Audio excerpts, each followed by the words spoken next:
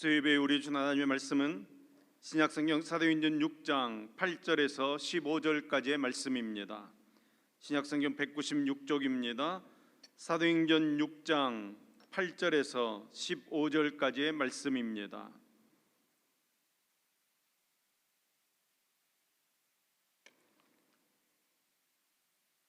사도행전 6장 8절에서 15절까지 말씀을 우리 같이 한 목소리로 읽겠습니다.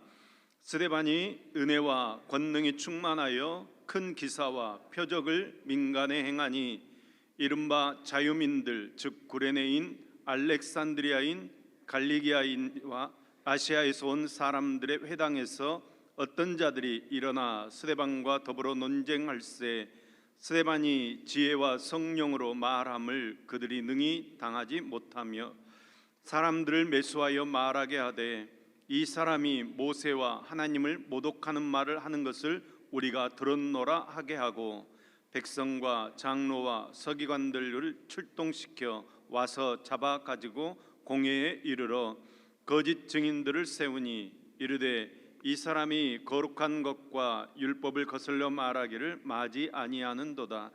그의 말에 이 나사렛 예수가 이것을 헐고 또 모세가 우리에게 전하여 준 규례를 고치겠다 함을 우리가 들었노라 하거늘 공회 중에 앉은 사람이 다 스데반을 주목하여 보니 그 얼굴이 천사의 얼굴과 같더라. 아멘. 같이 한번 기도하겠습니다. 오늘 또 우리에게 호흡을 허락하신 주님, 우리가 주님 앞으로 나아갑니다. 기도의 무릎으로 말씀을 묵상하며 수요일 저녁을 깨우며 하나님 앞에 나아가는 우리 모든 성도들의 삶에 주님의 은혜를 더하여 주시옵소서. 오늘 또 온전히 주님만을 바라보며 성령의 능력을 힘입며 살아갈 수 있도록 인도해 주시옵소서. 오늘 또 하늘로부터 임하시는 주님의 말씀을 기대합니다. 주님의 말씀으로 우리를 새롭게 하여 주시옵소서. 주님의 말씀을 받아들이도록 우리의 마음을 준비해 주옵소서. 우리를 잠잠케 하시옵고 주님의 말씀만이 들려지도록 역사하여 주시옵소서. 들려지는 그 말씀에 우리가 아멘하게 하시고 그 말씀 따라 복받는 능력의 삶 살도록 붙들어 주시옵소서. 우리에게 말씀하여 주시는 예수님의 이름으로 기도합니다. 아멘. 우리가 예수 믿는다는 것이 여러분의 삶에 어떤 의미입니까? 혹 내 삶의 액세서리 정도 예수를 믿고 있지 않습니까? 예수님, 그분을 믿는 믿음이 그저 내 편한 대로 내 상황에 맞춰서 그냥 뗐다 붙였다 하는 그 정도로 신앙생활하고 있지 않습니까? 만일 그것이 아니라면, 우리가 진정한 그리스도인이라면 우리는 어떤 위협적인 상황에서도 나는 예수 그리스도를 믿는다 고백할 수 있어야 합니다. 어떤 상황에서도 예수 믿는 것을 부끄러워하지 않아야 합니다. 오늘부터 우리는 스데반이라고 하는 교회 역사에 나타난 첫 번째 순교자에 대해서 말씀을 나누게 됩니다. 제가 오늘 설교를 준비하면서 여수 애양원을 다녀왔습니다. 1950년 9월 28일 49세의 나이로 순교당하신 손영한 목사님의 묘를 다시 방문해서 손양호 목사님께서 이루시고자 소망했던 하나님의 나라를 다시 생각해 보았습니다. 손양호 목사님께서 마지막 청주 구금소에 갇혀 계실 때 독방에 갇혀서 아내에게 쓴 편지 가운데 한 구절을 적어왔습니다. 빈 방을 홀로 지켜 고독을 느끼나 성삼이 함께하니 내 친구 되었구나. 갖가지 고난이요 올 테면 다 오너라. 괴로움 중에 내가 주님을 체험하리라. 갖가지 괴로움 중에 하나님의 다스림을 느끼고 있는 이 손양원 목사님의 이 신앙을 우리가 회복해야 합니다. 손양원 목사님 남기신 글 중에 예수 중독자라는 글이 있습니다. 나 예수 중독자 되어야 하겠다. 술 중독자는 술로만 살다가 술로 인해 죽게 되는 것이고 아편 중독자는 아편으로 살다가 아편으로 인해 죽게 되나니 우리도 예수의 중독자 되어 예수로 살다가 예수로 죽자. 여러분, 예수 중독자이십니까? 예수 중독자로 이 땅의 삶을 살고 계십니까? 오늘 말씀을 통해 죽음 가운데서 하나님의 다스리심을 받으며 하나님의 나라의 삶을 살았던 기독교 역사의 첫 번째 순교자 이 스데반이라고 하는 믿음의 선배의 모습을 통해서 우리는 신앙의 정수를 배우기를 소망합니다.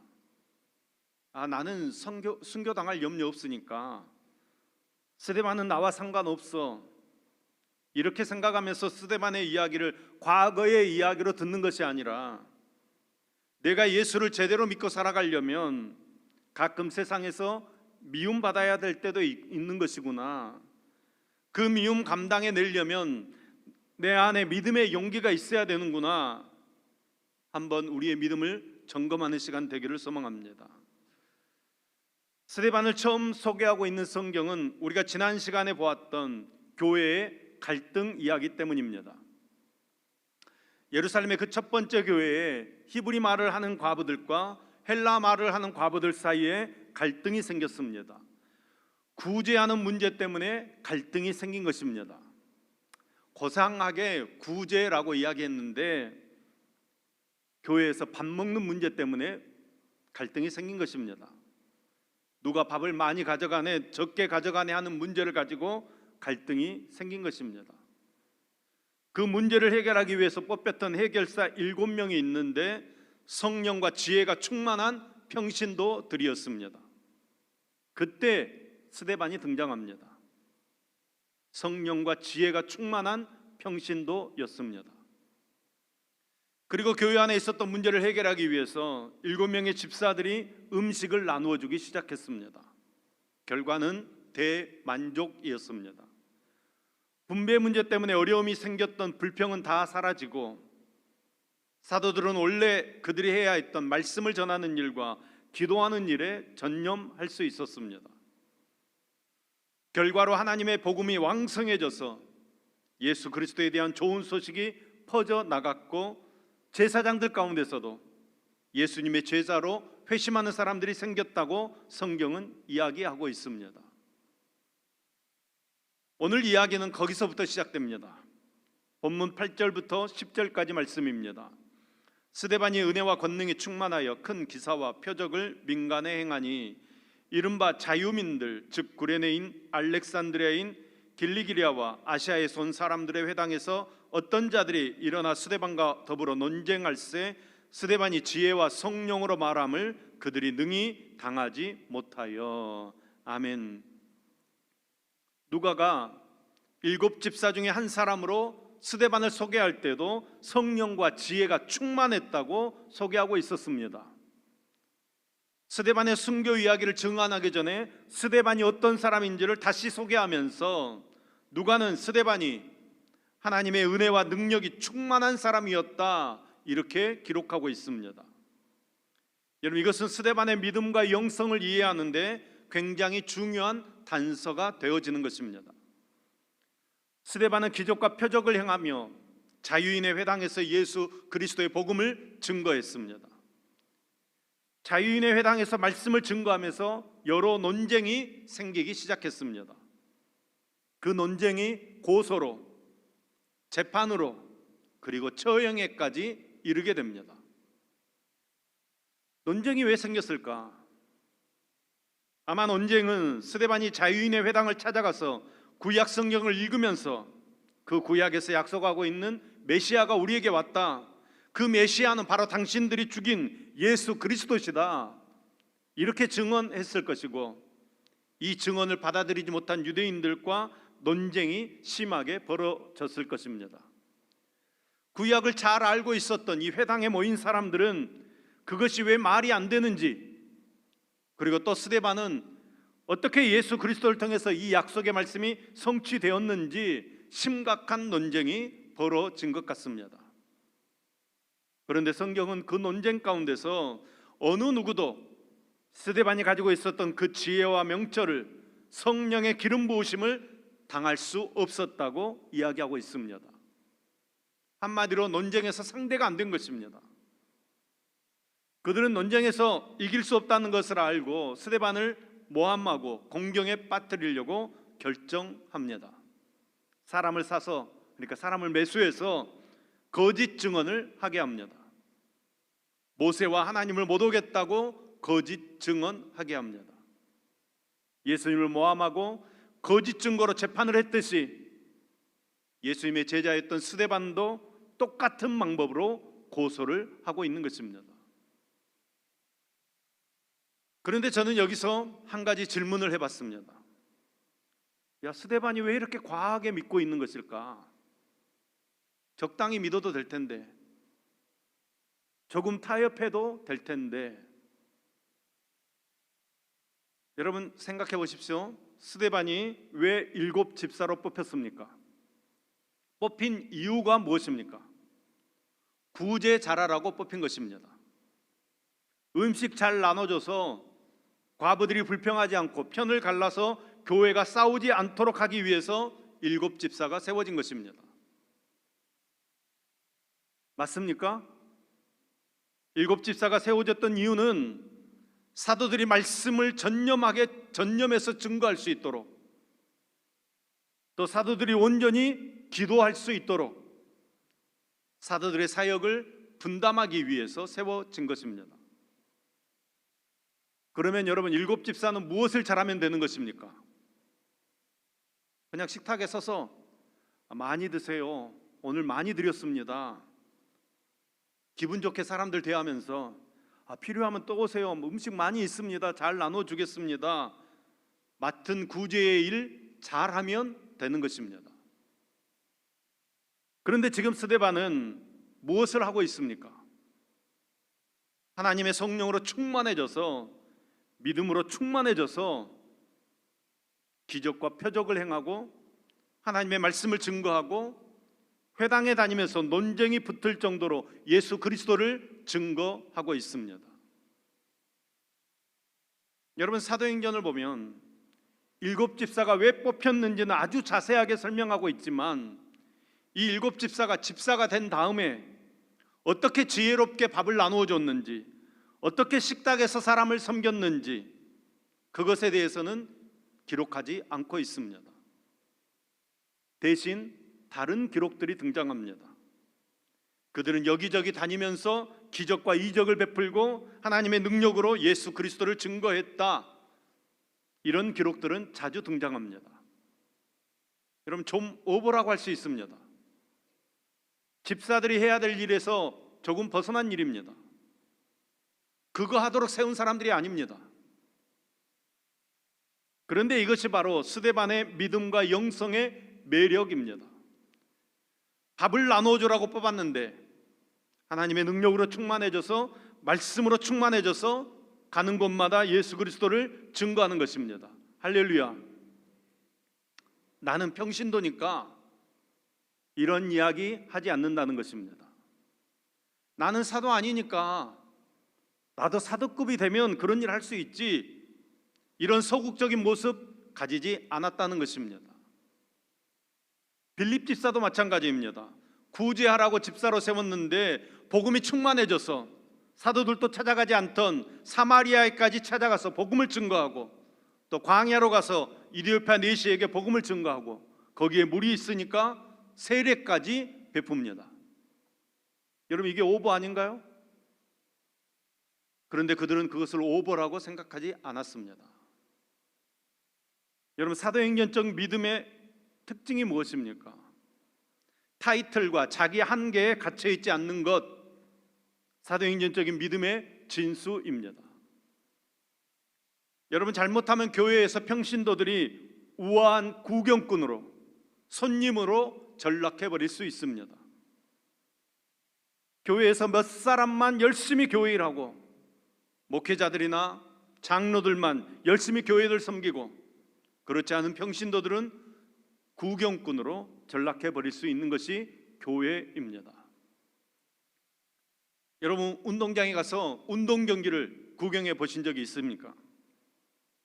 저는 운동을 잘하지는 못하는데 구경하는 건 좋아합니다. 관중들이 얼마나 열광적인지 모릅니다.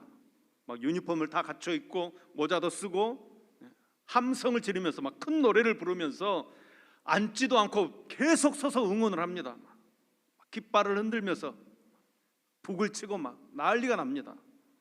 승리하면 함성을 지르고 패배하면 막 속상해하면서, 큰 게임에서 승리하거나 패배하면 막 눈물도 흘립니다. 그리고 간절하게 막 기도하는 사람 관중 속에서 흔히 발견할 수 있습니다.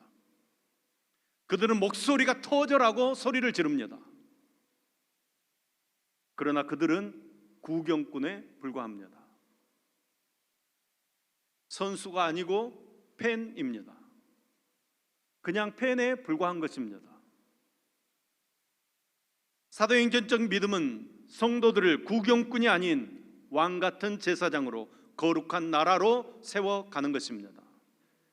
그것이 복음의 회복이고 교회의 회복입니다. 성경은 저와 여러분을 택하신 족속이요 왕 같은 제사장이라고 말씀하고 있습니다. 그러니까 이제는 이렇게 이야기해서는 안 됩니다. 나는 평신도니까, 나는 아직 집사 아니니까, 나는 아직 장로 아니니까, 나는 아직 등록도 안 했으니까, 내가 아니라도 할 사람 많이 있을 텐데, 나는 아직 연약하니까, 나는 아직 믿음이 깊지 않으니까, 나는 성경도 잘 모르니까. 여러분, 이런 이야기 하시면 안 되는 것입니다. 그런 이야기를 따라 들어가면 우리는 자칫 구경꾼이 되고 마는 것입니다. 예수님의 제자가 아닌 요란한 팬으로 전락하고 마는 것입니다. 이런 소극적인 믿음을 통해서 사도행전적인 은혜는 우리에게 임하지 않습니다. 밥 퍼주라고 사람을 뽑았는데 성령과 믿음이 충만해져서 가는 곳마다 복음을 증거하는 스데반의 믿음, 초대교회 집사님들의 그 믿음, 그것이 바로 믿음의 정수요 믿음과 능력으로 충만한 하나님의 역사입니다. 여러분, 사도행전적인 이 역사가 무슨 특별한 역사라고 생각하는 순간 우리는 사도행전을 통째로 놓쳐버리는 것입니다. 그 당시 성도들이 살아가던 매일매일의 삶의 현장에서 성령님께서는 함께 하셨습니다. 그 성령의 역사를 따라가다 보니까 기적이 나타나는 것입니다. 그 기회를 포착하고 예수를 증거하다 보니까 구원받는 사람들이 날마다 더해지는 것입니다. 성도들이 사람들에게 칭찬받는 역사가 일어나는 것입니다. 예수로 충만하니까 예수님의 역사가 나타나는 것입니다. 여러분의 삶 가운데 믿음의 정수를 따라갈 때 이 사도행전의 역사가 여러분의 삶의 자리에서 일어나기를 소망합니다. 타이틀을 원하는 사람들이 많습니다. 내게 이런 타이틀 주어지면 열심히 하겠다. 어떤 분들은 팀장 안 시켜주면 열심히 안 하는 분들이 있습니다. 여러분, 신앙은 그런 것이 아니라는 것입니다. 11절에서 15절까지의 말씀입니다. 사람들을 매수하여 말하게 하되 이 사람이 모세와 하나님을 모독하는 말을 하는 것을 우리가 들었노라 하게 하고 백성과 장로와 서기관들을 충동시켜 와서 잡아가지고 공회에 이르러 거짓 증인들을 세우니 이르되 이 사람이 이 거룩한 곳과 율법을 거슬러 말하기를 마지 아니하는도다. 그의 말에 이 나사렛 예수가 이것을 헐고 또 모세가 우리에게 전하여 준 규례를 거치겠다 함을 우리가 들었노라 하거늘 공회 중에 앉은 사람들이 다 스데반을 주목하여 보니 그 얼굴이 천사의 얼굴과 같더라. 아멘. 온갖 거짓 모함으로 재판정 앞에 서 있는 이 공회의 회원들 앞에 서 있는 스데반을 보게 됩니다. 여러분, 이 공회의 회원들이 얼마나 무시무시한 사람이었는가 하면 예수님을 사형장에 내어주었던 사람들입니다. 베드로와 요한을 매질하고 가두었던 사람들입니다.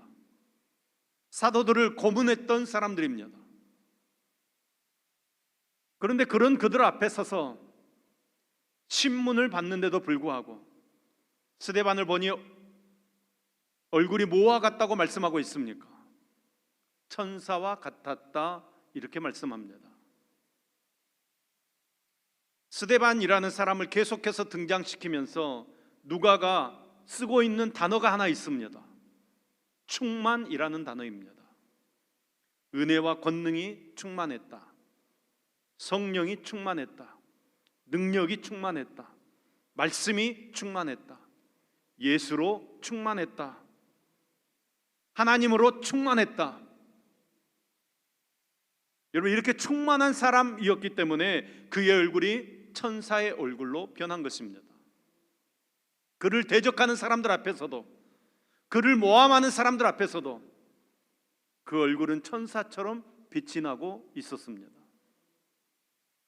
그 안에 계시는 예수님 때문에, 성령님 때문에, 하나님 때문에 빛이 나는 것입니다. 여러분, 옆에 있는 사람 슬쩍 한번 봐보십시오. 너무 대놓고 보시면 딱 태나니까 슬쩍 한번. 여러분, 천사의 얼굴로 보이십니까? 여러분, 빛이 나고 있습니까? 예수의 흔적이 있는 것 같습니까? 여러분, 이것이 우리의 고민입니다. 예수 잘 믿으면 얼굴까지 변한다고 성경은 이야기하고 있는데, 스데반은 예수의 흔적을 가졌다고 말씀하고 있는데, 여러분은 식당에서, 운전하면서, 아니면 미장원에서, 마트에서, 교회 주차장에서 예수의 흔적이 여러분의 얼굴에 나타나고 있는가 하는 것입니다. 여러분, 놀랍기도 하지만 부끄럽기도 합니다. 스데반은 예수의 흔적을 가지고 있었고, 사람들은 그것을 부인할 수 없을 만큼 그 명쾌한 증거를 가지고 있었습니다. 스데반은 어떻게 이렇게 천사처럼 얼굴이 빛날 수 있었을까? 여러분, 그 이유가 무엇입니까? 너무 궁금합니다. 7장을 보면 스데반은 자신을 고소하고 있는 이 공의회 회원들 앞에서 구약 성경 전체를 요약하면서 설교를 합니다. 아브라함과 이삭과 야곱과 요셉에 대해서, 그리고 모세의 여호수아에 대해서, 다윗과 솔로몬에 대해서, 선지자들의 메시지에 대해서 명쾌하게 설명을 하고 있습니다. 어떻게 평신도가 이렇게 짧은 기간 동안 구약을 통으로 그 안에서 예수 그리스도를 보여줄 수 있을 만큼 아주 명쾌하게 꿰뚫고 있을까? 여러분, 바로 이것이 스데반의 얼굴이 천사처럼 빛날 수 있었던 단서입니다. 말씀 안에 들어와 있으니까 그 얼굴이 예수의 얼굴로 변해 가는 것입니다. 말씀으로 충만해지니까 두려움 없는 것입니다. 얼굴이 빛이 나고 말씀으로 충만해지니까 모함을 당해도 성경을 이야기하고, 말씀으로 충만해지니까 거짓 고소를 당해도 성경을 가지고 설교할 수 있는 것입니다. 이런 믿음의 경지에 우리가 이르기를 소망합니다. 우리는 보통 어떤 사람을 소개받을 때 그 사람 직업이 뭐야? 그 사람 연봉은 얼마야? 그리고 우리나라 사람들 꼭 묻는 게 있습니다. 그 사람 어디 출신이야? 보통 이런 것들을 다 궁금해합니다. 보통은 그렇게 사람들을 소개하고 설명하고 기억합니다. 그런데 성경은 스데반의 직업을 말하지 않습니다. 그의 경제력 이야기하지 않습니다. 성경을 그를 은혜로, 능력으로, 지혜로 충만한 사람이었다, 이렇게만 설명하고 있습니다. 은혜가 충만하다. 여러분, 은혜는 당연히 하나님께로부터 오는 것입니다. 은혜가 충만한 사람은 아무래도 너그러웠을 것입니다. 은혜는 받을 수 없는 것인데 받은 것이니까, 나는 이렇게 은혜로 받을 수 없는 사람인데 이것을 하나님께 받았습니다. 여러분, 그 은혜가 충만한 사람이 스데반이었습니다. 또 능력이 충만했다, 이렇게 말씀합니다. 여러분, 그 능력도 자기 능력이 아니라 주님께로부터 얻은 능력이었을 것입니다. 은혜도 능력도 결국은 하나님으로 말미암아 충만한 사람이 스데반이었습니다. 그 스데반이 교회의 최초의 순교자가 된 것입니다. 나중에 스데반이 자기를 향해서 돌을 던지는 사람들을 향해서 기도합니다. 예수님께서 십자가에서 드린 기도를 스데반이 그대로 하고 있습니다. 정말로 주님을 닮아 있는 사람이 스데반입니다. 바라기는 저는 우리 교회도 그리고 저 스스로도 이렇게 소개되었으면 좋겠습니다. 은혜와 능력이 충만한 교회, 은혜와 능력이 충만한 목사, 사람이 몇 명 모이고 건물이 어떻고 직업이 어떻고 여러분 이것을 드러내는 것이 아니라, 물론 제가 그것이 중요하지 않다는 이야기가 아닙니다. 그러나 우리의 제일의 정체성은 우리에게 은혜가 충만한가, 하나님의 능력이 내 안에 있는가, 우리 교회 안에 하나님의 은혜가 충만한가, 하나님의 능력으로 충만한가. 여러분, 은혜가 충만한 사람을 사람들이 다 좋아합니다. 그러나 능력이 충만하기 때문에 함부로 대하지 못하는 것입니다. 우리가 세상 속에서 그렇게 살아야 하는 것입니다. 혹시 우리는 다른 사람이 조금만 건드려도 자기 성격이 드러나고 자기 자아가 드러나고 있지는 않습니까? 일제강점기 때 최봉성 목사, 최권능 목사가 계십니다. 신사참배 반대하다가 잡혀서 고문을 당합니다. 일본 순사가 때립니다. 한 대 때릴 때마다 예수, 또 때리면 천당 외치는 것입니다. 매를 맞으면서 계속해서 외치는 것입니다. 일본 순사가 하도 어이가 없어가지고, 야, 너는 왜 그렇게 매를 맞으면서도 예수라고 하느냐 물었습니다. 이 최 목사님이 이렇게 대답했습니다. 내 속에는 예수가 꽉 차 있어서 움직일 때마다 예수가 삐져나오니까 듣기 싫으면 때리지 말아라. 여러분, 정말 대단한 믿음입니다. 그냥 하는 말이 아니었습니다. 정말 그 마음속에 예수가 꽉 차 있어서 의식과 무의식 속에서 예수가 튀어나오는 삶을 사셨습니다. 우리의 모습은 어떠합니까? 얼굴은 기름이 절절 흐르는데 영적 투쟁력이 없는 무기력한 모습은 아닙니까? 스데반처럼 평신도이지만 사도 이상으로 능력을 가진 성도가 되어져야 합니다. 복음을 들고 민족의 장벽을 뛰어넘는 전도자가 되어져야 합니다. 매 순간 하늘의 예수님을 목격하는 영안이 열린 믿음의 성도가 되어져야 합니다.